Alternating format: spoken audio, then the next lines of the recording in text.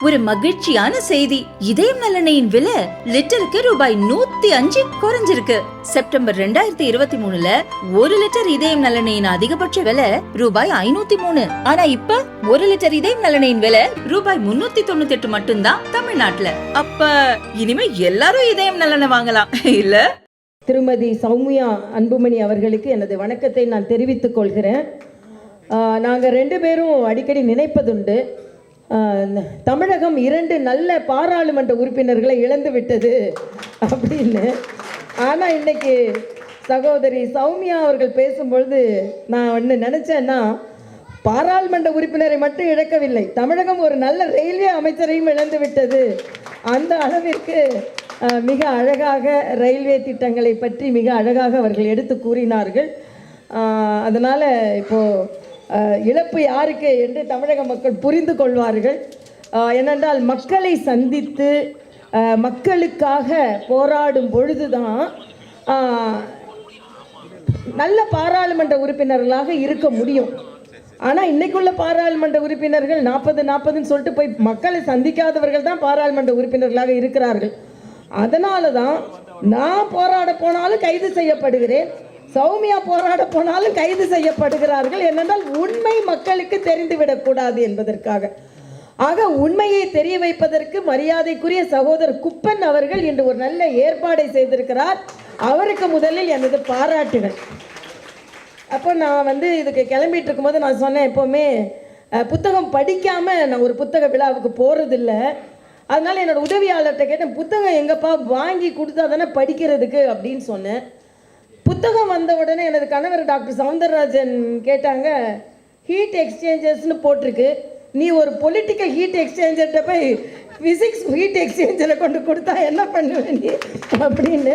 அதுக்கு சௌமியா அழகாக ஒரு பதில் சொன்னாங்க, படித்து விட்டு வரவில்லை, நாங்கள் பார்த்து விட்டு வந்திருக்கிறோம் அப்படின்னு. ஏன்னா அந்த புத்தகத்தை பார்த்தாலே பார்த்தாலே பசி தீரும் அப்படின்ற மாதிரி, பார்த்தாலே அறிவு பெற்றுவிடும் என்ற அளவிற்கு 3 புத்தகங்களை, அதுவும் 10க்கு 10 அடியில் உட்காந்து எழுதுனேன்னு சொல்கிறார் அவர். ஆக இது பல பேருக்கு பாடமாக அமையும். ஆக அப்படிப்பட்ட இந்த புத்தகங்களை பார்த்து நாங்கள் சொல்லும் அளவிற்கு நல்ல ஒரு புத்தகத்தை இங்கே நல்ல 3 புத்தகங்களை அறிமுகம் செய்த மரியாதைக்குரிய குப்பன் அவர்களுக்கு எனது வணக்கத்தை நான் தெரிவித்துக் கொள்கிறேன். தான் பணிபுரிந்த துறையில் இருந்து கற்றுக்கொண்டு அதை மக்களுக்கு கொடுக்க வேண்டும் என்று நினைப்பது மிகவும் அரிதிலும் அரிது. அப்பா ரிட்டையர் ஆகிட்டப்பா, பென்ஷன் வருதுப்பா, நான் ஹாயா படுத்து தூங்கலான்னு அவர் நினைக்கல. அனுபவத்தை அவர் புத்தகங்களாக மாற்றி நம்ம நாட்டு மாணவர்கள் மட்டுமல்ல, அமெரிக்க மாணவர்கள், சீனா மாணவர்கள் கூட படிக்கும் அளவிற்கு நீங்கள் கொண்டு வந்திருக்கிறீர்கள் என்றால் நீங்கள் பாராட்டப்பட வேண்டியவர்கள் என்பதை நான் தெரிவித்துக் கொள்கிறேன். இன்னொன்று, அதாவது அக்கா சௌமியா வெஜிடேரியனா நான் வெஜிடேரியனான்னு தெரியாது, நான் வெஜிடேரியன். ஆனால் பேசுகிற ஃபுல்லாக வெஜிடேரியனாக நிறுத்திட்டீங்க. ஆனால் நான் ஒரு நான் வெஜிடேரியன், அதனால ஸ்ட்ராங் நான் வெஜிடேரியன். ஆனால் நீங்கள் பேசிக்கிட்டு இருக்கும்போது கரண்ட் போச்சு. தமிழகத்தில் 24 மணி நேரமும் நாங்கள் மின்சாரம் கொடுத்து கொண்டு இருக்கிறோம். எப்பொழுதும் மின்சாரம் கொடுத்து கொண்டு இருக்கிறோம் பாங்க. ஆனால் மரியாதைக்குரிய உள்துறை அமைச்சர் லேண்டாமது மின்சாரம் தடைப்பட்டு போயிடும். அதே மாதிரி இங்கே நானும் சகோதரி சௌமியா அவர்கள் இங்கே உட்கார்ந்துருக்கும் போது மின்சாரம் தடைப்பட்டது. நாங்கள் வாரிசு இல்லாத வாரிசு, அதையும் நான் இங்கே சொல்லிக்கொள்கிறேன். அவங்க அப்பா கட்சியில் அவங்க இல்லை, எங்கள் அப்பா கட்சியில் நான் இல்லை. அதனால தான் அவர் சொல்லும்போது அவங்க அப்பா லெஜிஸ்லேச்சர், இவங்க எக்ஸிக்யூட்டர்னு சொல்லும்போது இன்னொன்னே சொல்லியிருக்கணும், அவங்க அப்பா காங்கிரஸ், இவங்க பிஜேபி அப்படின்னு சொன்னால். ஏன்னா அப்பா வழியில் வராமல் அப்பா கேட்காமே பெரிய ஆளாக வர முடியுன்றதுக்கு நாங்கள் 2 பேரும் ஒரு எக்ஸாம்பிள். அவங்க கேட்குறாங்களான்னு தெரியாது, கேட்டு அவங்க பெரிய ஆள். நான் எங்கள் அப்பா பேச்ச கேட்கல. ஆனாலும் அவர் சொன்னார், இன்னாரின் மகள். நான் அடிக்கடி ஒன்று சொல்வது உண்டு, மருத்துவம் தானே படித்திருக்கிறீர்கள், தமிழ் நன்றாக பேசுகிறீர்களே, தமிழ் கற்றதனால் தமிழ் பேசுகிறீர்களா என்று என்னை கேட்பார்கள். இல்லை, தமிழ் என்னை பெற்றதனால் நான் தமிழ் பேசுகிறேன்னு சொல்லுவேன். அதனால தான் அவங்க மதுவிலக்கை பற்றி சொல்லும் பொழுது கூட எனது அப்பாவை அவர்கள் நினைவு கூர்ந்தார்கள். அப்போ 24 மணி நேரம் கரண்ட் இருக்குன்னு சொல்கிறாங்களே, திடீர்னு கரண்ட் கட் ஆகிடுச்சு அப்படின்னு சொல்லி நான் உடனே ஒரு கமெண்ட் அடித்தேன். தமிழ்நாட்டில் 24 மணி நேரமும் மின்சாரம் இருக்கிறது என்று மின்துறை அமைச்சரும் சொல்கிறார், முதலமைச்சரும் சொல்கிறார். பாங்க நாம் 2 பேரும் வந்த உடனே நீங்கள் ரயில்வேயில் என்னெல்லாம் நீங்கள் சாதிச்சிங்கன்னு சொன்ன உடனே அதை பொறுக்காமல் இங்கே கரண்ட் கட் ஆகி விட்டது அப்படின்னு நான் சொன்னேன். உடனே இதுக்கு ஒரு ஆர்கியூமெண்ட் வரும். என்னன்னா உடனே போய் முதலமைச்சர்கிட்ட சொல்லுவாங்க, இதே மாதிரி பிஜேபியிலையும் பாமகவிலையும் கமெண்ட் அடித்தாங்க, தமிழ்நாட்டில் 24 மணி நேரமும் கரண்ட் இருக்குன்னு சொன்னாங்க, ஆனால் அவங்க மீட்டிங் நடக்கும்போது கரண்ட் கட் ஆயிடுச்சுன்னு சொன்னாங்களே அப்படின்னு உடனே முதலமைச்சர் கேட்பார், எங்கே நடந்தது? ரயில் பவனில் நடந்தது. ஓ, அப்போ மத்திய அமைச்சர் மீது நம்ம பழியை போட்டுருவோம், தமிழக அமைச்சருக்கு அதுக்கு சம்மந்தம் இல்லை, மத்திய அமைச்சர் மீது நம்ம பழியை போட்டுருவோம், நல்ல வேளை எந்த இடத்துல நடந்ததுன்னு சொன்னீங்கன்னு சொல்லுவார். ஆக இதுதான் தமிழகத்தில் நடந்து கொண்டு இருக்கிறது. என்னை பொறுத்த மட்டில் நான் ஏற்கனவே சொன்ன மாதிரி என்னை போன்றவர்கள், சகோதரி சௌமியா போன்றவர்கள் எல்லாம் மக்களோடு மக்களாக இணைந்து அவர்களோடு பழகி அவர்களுக்காக நாங்கள் பணியாற்ற வேண்டும் என்று நினைத்து கொண்டிருக்கும் பொழுது எங்களை போன்றவர்கள் எல்லாம் தேர்ந்தெடுக்கப்படாதது என்பது எங்களுக்கும் கவலைதான், மக்களுக்கும் கவலைதான். அது மட்டுமல்ல, குப்பன் அவர்கள், அது மரியாதைக்குரிய சௌமியா அவர்கள் ரொம்ப அழகாக ரயில்வே அமைச்சரவையாக அவர்கள் ரயில்வே அமைச்சராக இருந்தபோது மிக அழகாக என்னென்ன திட்டங்கள் கொண்டு வரப்பட்டது என்று சொன்னார்கள். இன்று நான் பெருமையாக கருவது வந்தே பாரத் ரயில். நான் கனடாவில் படிக்கும் பொழுது வந்தே பாரத் ரயில் போன்ற ரயில்களை பார்த்துவிட்டு இதை போல ரயில்கள் நம் நாட்டிற்கு வருமா என்று ஏங்கிக் கொண்டிருந்த காலத்தில் கன்னியாகுமரியிலிருந்து திருநெல்வேலியிலிருந்து கூட வந்தே பாரத் ரயில் நமக்கு வருகிறது என்று மாபெரும் திட்டத்தை கொடுத்த பாரத பிரதமர் அவர்களுக்கும் ரயில்வே அமைச்சர் அவர்களுக்கும் நான் எனது வணக்கத்தை தெரிவித்துக் கொள்கிறேன். ஏனென்றால் ஹைதராபாத்துக்கு வரும்போது தான் நான் ஒரு கோரிக்கை வைத்தேன், எப்போ பார்த்தாலும் southern part of the Tamil Nadu is ignored. So எங்களுக்கு கன்னியாகுமரியிலிருந்தும் நெல்லையிலிருந்தும் எங்களுக்கு வந்தே பாரத் வேணும் என்று சொன்னவுடன் நெல்லையிலிருந்து வந்தே பாரத் வரும்பொழுது சிறப்பு அழைப்பாளராக நான் அந்த ரயிலிலேயே பயணம் செய்தேன். ஏனென்றால் இன்றைய காலகட்டத்தில் இன்னொன்று இங்கே ரயில்வே இடமாக இருப்பதனால் நான் சொல்கிறேன், அவர் ரயில்வே ஊழியராக இருந்ததனால் சொல்கிறேன். கேரளாவில் இப்போ ரயில் பயணியாளர்கள் சங்கத்தை சார்ந்தவர்களும் சில பேரும் ஒரு கோரிக்கை வைத்திருக்கிறார்கள். என்ன என்றால், கேரளாவில் 1000 கிலோமீட்டர் தான் ரயில்வே ட்ராக், ஆனால் நம்ம தமிழ்நாட்டில் 3700 கிலோமீட்டருக்கு மேலே. ஆனால் கேரளாவில் ஒரு ரயில்வே அமைச்சர் இருக்கிறார், ஸ்டேட்டுக்கு ரயில்வே அமைச்சர் இருக்கிறார். ஆனால் தமிழ்நாட்டில் ஜெயிலுக்கு ரயில்வே அமைச்சர் இருப்பார், வெயிலில் வந்தால் ஜெயிலுக்கு அமைச்சர் இருப்பார், வெயிலில் வந்து அமைச்சர் இருப்பார், ஆனால் ரயிலுக்கு அமைச்சர் கிடையாது. இதுதான் தமிழ்நாட்டோட நிலைமை. ஆக என்னை இப்போ சமீபத்தில் கூட மத்திய அமைச்சர் சொன்னதை ஒரு தவறாக புரிந்து கொள்ளப்பட்டது. ஆக தமிழ்நாட்டுக்கு என்று ஒரு ரயில்வே அமைச்சர் இருந்தால் இன்னும் ரயில்வே திட்டங்களை மத்திய ரயில்வே அமைச்சரோடு சேர்ந்து அவர்களோடு இணைந்து நீங்கள் தமிழகத்திற்கு என்று ரயில்வே திட்டங்களை கொண்டு வருவதற்கு உதவியாக இருக்கும். அதனால் நீங்கள் ஜெயிலில் இருக்கும்போதே ஒருத்தருக்கு ஜெயில் அமைச்சராக, ஜெயில் தான் துறை, அந்த துறை இல்லாத அமைச்சர்னா ஜெயிலில் இருக்கும்போது ஜெயில் துறை அமைச்சராக இருந்தார். அப்புறம் பெயிலில் வந்த அப்புறம் பெயில் அமைச்சராக மாறினார். ஆக தமிழகத்தில் ஜெயிலுக்கு அமைச்சர், அதே அமைச்சர் பெயிலுக்கு அமைச்சர் என்று இருக்கும்பொழுது ரயிலுக்கும் ஒரு அமைச்சர் தமிழகத்தில் இருந்தால் நல்ல திட்டங்களை தமிழக மக்கள் கிடைப்பார்கள், தமிழக மக்களுக்கு கிடைக்கும் என்ற கோரிக்கையை ரயில் பயணிகள் சார்பாக நான் இங்கே வைக்கிறேன். ஏனென்றால் மரியாதைக்குரிய முதலமைச்சர் அவர்கள் நல்ல கருத்துக்கள் வந்தால் அதை எதிர்கருத்துக்களாக இருந்தாலும் ஏற்றுக்கொள்ள வேண்டும் என்ற காரணத்திற்காக. இன்னொன்று, இங்கே மரியாதைக்குரிய குப்பன் அவர்கள் மிக நன்றி உணர்ச்சியோடு, அவங்க சகோதரிகள்லாம் பின்னால் இருந்தாங்க, அவர்களை உறிஞ்சி நான் வளர்ந்தேன்னு சொன்னார். எவ்வளோ பெரிய வார்த்தை தெரியுமா? அது பெரிய வார்த்தை. நான் இன்னைக்கு இவ்வளவு இருக்கிறேன், நான் என் சகோதரிகள் செய்த தியாகம், அவர்களை உறிஞ்சி நான் வளர்ந்தேன் என்று சொல்லும்பொழுது அந்த சகோதரிகள்லாம் எந்திரித்து கும்பிட்டார்கள். பாருங்கள், இதுதான் நம்ம இந்திய பண்பாடு. அவங்க சகோதரர் அங்கே உட்கார்ந்து புத்தகம் எழுதியவராக உட்கார்ந்து இருப்பதை பார்த்து நீங்கள் எல்லாம் இப்படி ஆனந்தப்பட்டு கொண்டு இருக்கிறீர்கள். பாருங்கள், இதை பார்த்து நான் ரொம்ப ஆனந்தப்பட்டேன். அதனால் அவருக்கு எனது வாழ்த்துகள். அதே மாதிரி அவருக்கு திரு சதீஷ்குமாராக இருக்கட்டும், நாராயணன், குணசேகர், வெங்கட்ராமன், சம்பத்குமார், உதயகுமார், அவரோட மகன் பிரவீன் போன்றவர்கள் எல்லாம் உறுதுணையாக இந்த புத்தகத்திற்கு இருந்திருக்கிறார்கள். புத்தகம் எழுதுவது என்பது சாதாரண விஷயம் அல்ல. நான் ஒரு புத்தக வெளியீட்டு விழாவிற்கு போனேன். அப்போது ஒருத்தர் கேட்டார், பேச்சாளராக இருக்கிறது சுலபமா, எழுத்தாளராக இருக்கிறது சுலபமான்னு கேட்டார். உடனே அவர் சொன்னார், எழுத்தாளராக இருக்கிறது தான் சுலபம்னார். ஏங்க அப்படின்னு. இல்லை, அழுகுன தக்காளி முட்டையெல்லாம் மேலே வந்து விடாது, ஆனால் பேச்சாளராக இருந்தால் பிடிக்கலைன்னா தூக்கி எரிஞ்சிடுவாங்க அப்படின்னு சொன்னார். அதே மாதிரி இன்னொரு புத்தக வெளியீட்டு விழாவிற்கு நான் போனேன். அந்த புத்தக வெளியீட்டு விழா புத்தகம் ரொம்ப நல்லா இருந்தது. அதனால் என்ன சொன்னாங்கன்னா, இந்த புத்தகம் மிக நன்றாக இருக்கிறது. பேசுகிறவர் சொல்கிறாரு, வாசகர்கள்லாம் எதிரில் உட்கார்ந்துருக்காங்க. பேசுகிறவர் சொல்கிறார், இந்த புத்தகம், எழுதுகிறவருக்கு சொல்கிறாரு, இந்த புத்தகத்தை நான் 10 மாதமாக எழுதினேன். ஒரு பிரசவத்தை பிரசவிப்பதை போல, ஒரு குழந்தை பிறப்பதை போல நான் பிரசவித்தேன்.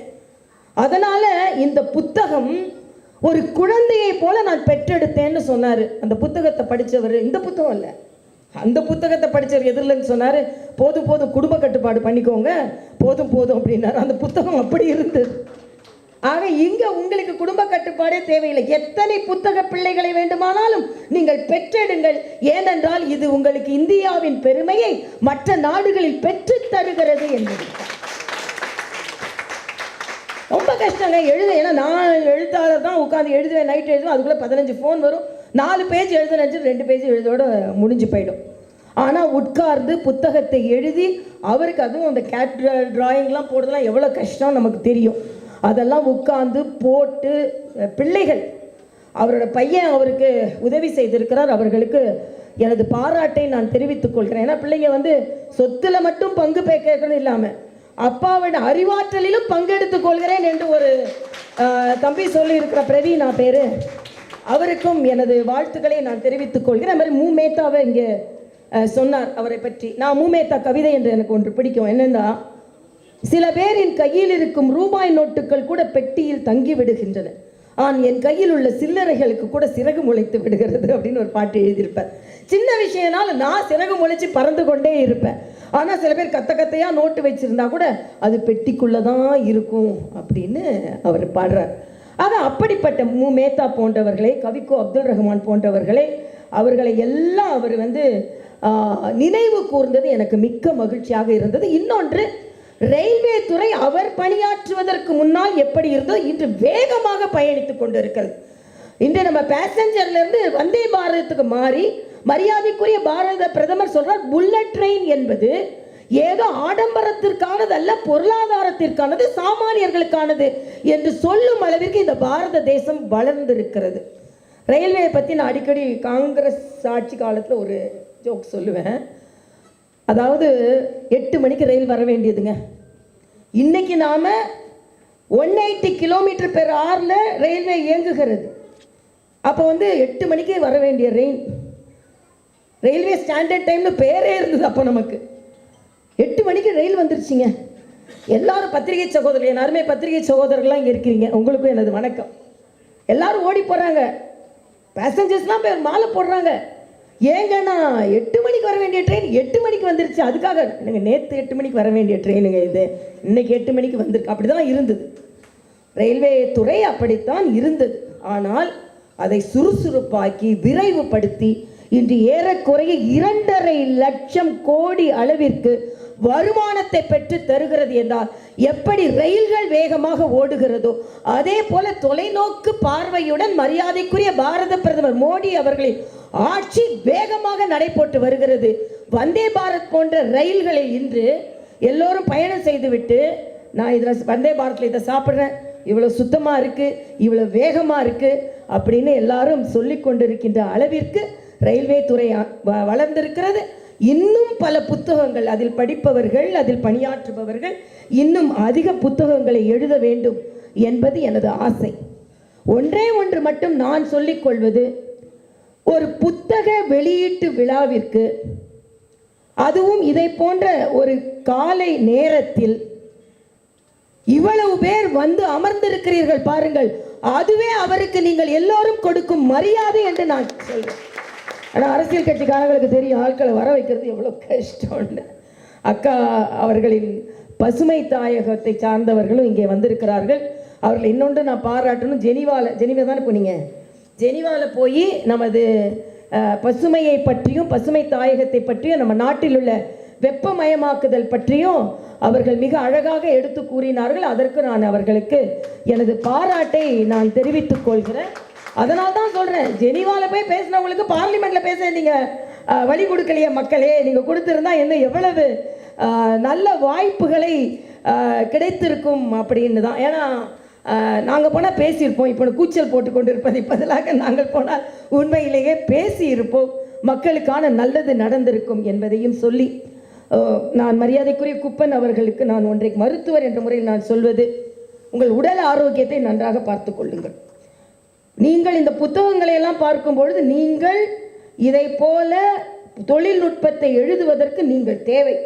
அதனால் நீங்கள் உங்கள் உடல் நலத்தை நன்றாக பார்த்து கொண்டு இன்னும் அதிகமாக எழுதி எங்களை போன்றவர்களை அதிகமாக புத்தக வெளியீட்டு விழாவிற்கு அழைத்து, நாங்கள் கூட்டணியில் இருந்தால் கூட அதிகமாக சந்திக்க முடியாத நேரத்தில் இப்படி அதிகமாக சந்திப்பதற்கு வாய்ப்பை ஏற்படுத்தி, கூட்டணியை இன்னும் பலப்படுத்தி, அதற்கான வாய்ப்புகளை ஏற்படுத்தி, அதனால் எங்களை போன்றவர்களை இன்னும் வேறு அரசியல் கட்சி தலைவர்கள் கூட நீங்கள் கூப்பிடலாம், நான் வேண்டாம்னு சொல்லலை. ஆக கூப்பிட்டு நல்ல ஒரு நிகழ்ச்சி, ஏன்னா சகோதரி சௌமியாவை எப்பவும் பார்க்கறதுக்கு வாய்ப்பு கிடைக்காது. இதை மாதிரி நிகழ்ச்சிகளை பார்க்கும்போது எங்கள் அன்பை நாங்கள் பரிமாறிக்கொள்கிறோம். அதனால் இன்றைய காலகட்டத்தில் இன்னொன்று அவர் ஒன்றை சொன்னார், ஒன்றை மட்டும் நிறைவு செய்கிறேன். நான் நிறைய பேர் எல்லாம் வெயிட் பண்ணிட்டீங்க. ரிசர்ச்சுக்கு இது ரொம்ப முக்கியம்னு சொன்னார். ரிசர்ச்ன்றது ரொம்ப முக்கியம். ஏன்னா நான் மருத்துவராக இருந்து நிறையா ஆராய்ச்சி கட்டுரையில் ஈடுபட்டவன். அந்த வகையில் இன்னைக்கு ரயிலை பற்றியும் அதுக்குள்ள ஹீட் எக்ஸ்சேஞ்சர்ஸ் பற்றியும் அதில் உள்ள டிரான்ஸ்மிட்டர்ஸ் பற்றியும் இன்று ஆராய்ச்சி செய்ய வேண்டிய நிலையில் தமிழகம் இருப்பதை போலவே தமிழகம் இன்று இன்னொன்றிலும் ஆராய்ச்சி செய்து அவசியமாகிறது. கோமியம் வரும்போதுதான் படித்து கொண்டு வந்த மாட்டுக்கறி சாப்பிடுவாங்க. ஆனா மாட்டோட சிறுநீரை விஞ்ஞானபூர்வமாக அது பாடம் படுத்தப்பட்டு விஞ்ஞானபூர்வமாக ஆராய்ச்சிக்கு உட்பட்டு அது மருந்தாக எடுத்துக்கொள்ளணும்னோட உடனே அரசியல் கட்சிகள்லாம் தமிழ்நாட்டில் எதிர்ப்பு தெரிவிப்பார்கள். நான் கேட்குறேன், சங்க இலக்கியத்தில் கூட மாட்டுச்சாணம் பூசப்பட்ட நாம் முற்றங்களை நாம் பார்த்திருக்கிறோம். மார்கழியில் மாட்டுச்சாணத்தில் தான் நம்ம பூசணி பூவை வைத்து நாம் அலங்கரிக்கிறோம். ஆக மாட்டுச்சாணத்தை நீங்கள் பூசும் பொழுது அந்த மாட்டின் அமிர்த நீர் என்று அதற்கு பெயர். அப்படி என்றால் உயிருக்கான நீர் என்று பெயர். உடனே என்ன ராஜினாமா செய்யலாம் சொல்ல முடியாது, ஏன்னா அலோபதி டாக்டர் கோமியத்தை பற்றி பேசுறேன்னா விஞ்ஞான பூர்வமாக நிரூபிக்கப்படவில்லை என்றால் அதை பற்றி நான் பேச மாட்டேன். ஆக இவர் ஆராய்ச்சி என்று சொன்ன உடனே எனக்கு அது ஞாபகத்திற்கு வந்தது. அதனால உண்மையிலேயே நல்லதை தமிழகம் எடுத்துக்கொள்ள வேண்டும். நீங்க மத்திய அரசு திட்டனாலும் எடுத்துக்க மாட்டீங்க, இல்லைன்னா உண்மையிலேயே ஆராய்ச்சி செய்து இது நல்லது என்று சொன்னாலும் நீங்கள் அதை எடுத்துக்கொள்ள மாட்டீர்கள். வேங்கை வயல்ல குடிக்கிற தண்ணியில மலம் கலந்தால் அது உங்களுக்கு குற்றம் இல்லை. ஆனால் கோவின் சிறுநீர் கோமியம் என்ற இது விஞ்ஞான பூர்வமாக அது அமிர்த நீர் என்று ஆயுர்வேதத்திலேயே சொல்லப்பட்டிருக்கிறது என்றால் உடனே நீங்கள் குதி குதி குதி என்று குதிப்பீர்கள். அதனால் இந்த தமிழகத்தில் ரயில்வே திட்டங்களாக இருக்கட்டும், ஹீட் டிரான்ஸ்மிட்டர்ஸாக இருக்கட்டும், என் கோமியம் போன்றவர்களாக இருக்கட்டும், இன்னும் ஆராய்ச்சிகள் செய்து அது நிரூபிக்கப்பட வேண்டும். ஏனென்றால் சயின்ஸுக்கு ஆராய்ச்சி ரொம்ப முக்கியம். அந்த ஆராய்ச்சினால் சில நேரங்களில் அதாவது என் உணவு என் உரிமைன்னு சொல்லுவாங்க, ஆனால் அதே நேரத்தில் என் மருந்து என் உரிமை என்று சொன்னால் உடனே அதை ஏற்றுக்கொள்ள மாட்டேன். நான் குடிப்பது என் உரிமை. அதாவது இவங்களுக்கு கோமியம் குடிக்கிறதுல பிரச்சனை இல்லை, டாஸ்மாக் குடிக்கிறது குறைஞ்சி போயிடுமோன்னு ஒரு பயம் வேறு வந்திருக்கும். அதனால் இதை குடிச்சிட்டு அதை குடிக்காமல் விட்டாங்கன்னா எல்லாம் சரியாயிடுச்சுன்னா என்ன பண்ணுறதுன்னு. அதனால் இன்றைய காலகட்டத்தில் நல்ல புத்தகங்கள் வெளிவர வேண்டும். சகோதரர் குப்பன் போன்றவர்கள் இன்னும் அதிகமாக எழுத வேண்டும். அதுவும் ரயில்வே துறை இன்று ஒரு முன்னுதாரண துறையாக முன்னேறி வருகிறது.